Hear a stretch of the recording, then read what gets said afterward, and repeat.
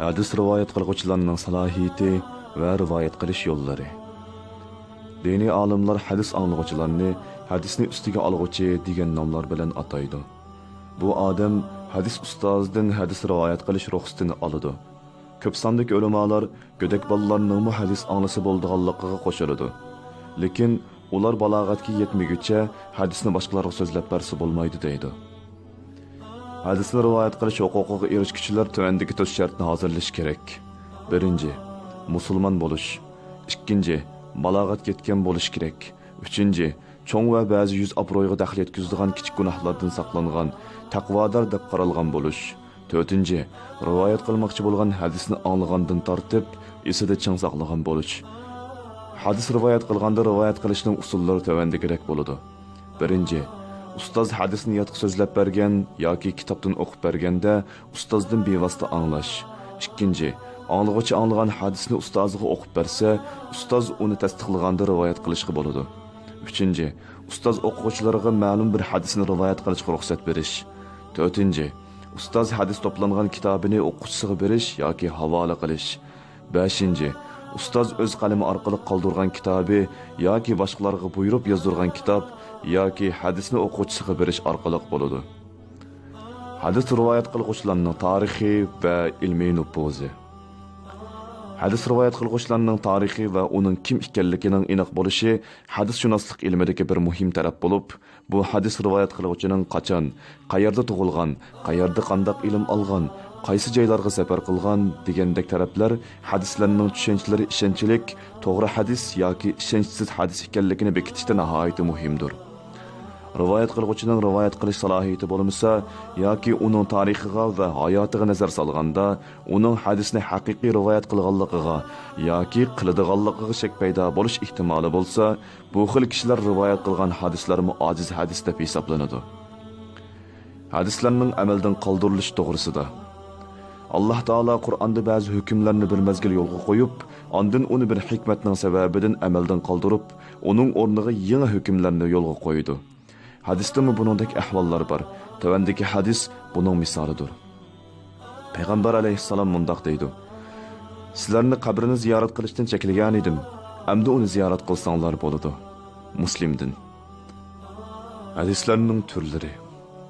Hadis quddusi va hadis deb ikki cho'ng turga bo'linadi. Hadis quddusi deganimiz Payg'ambar alayhissalomning Parvardigori Allohning tilidan rivoyat qilgan hadisdir. Bu xil hadislarning rivoyat qilinish usullari Payg'ambar alayhissalom o'zining Parvardigoridan rivoyat qilib mundaq deydi yoki Payg'ambar alayhissalomdan rivoyat qilinadiki, Alloh taolo mundaq deydi degandek so'z shaklida bayon qilinadi. Ammo hadis bo'lsa, qabul qilinadigan hadis, qabul qilinmaydigan hadis va mavquf hadis degan turlarga bo'linadi.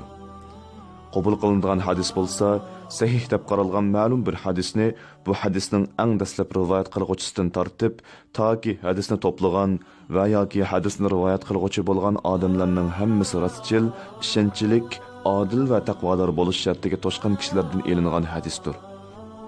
Qabul qilinmaydigan hadislar ojiz hadis va yolg'on hadis deb ikki turga bo'linadi.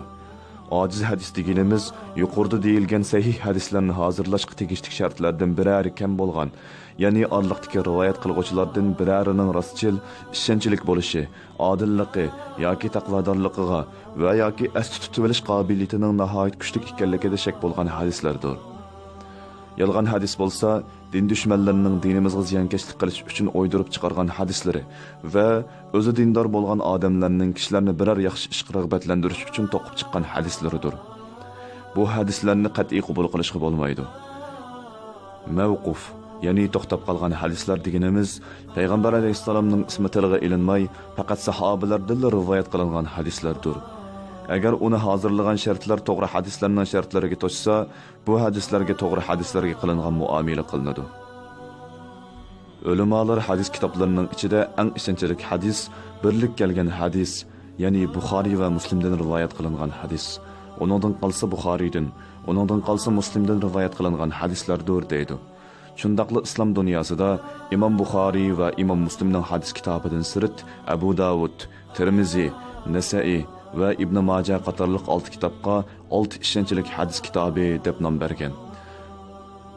Hadis rivoyat qilguvchilarning keyiniga qo'shilgan radhiyallohu anhu degan so'zimiz sahobalarga qarata atagan xos atalg'i bo'lib, Alloh uningdan rozi bo'lsin degan ma'noni bildiradi. Yana ko'pligan rivoyatchilarning orqaga ilingan radhiyallohu anhuma degani rivoyat qilguvchining otasi yoki bolasi sahoba bo'lsa, Alloh u ikkisidan rozi bo'lsin deb atashga odatlanganligi uchundir.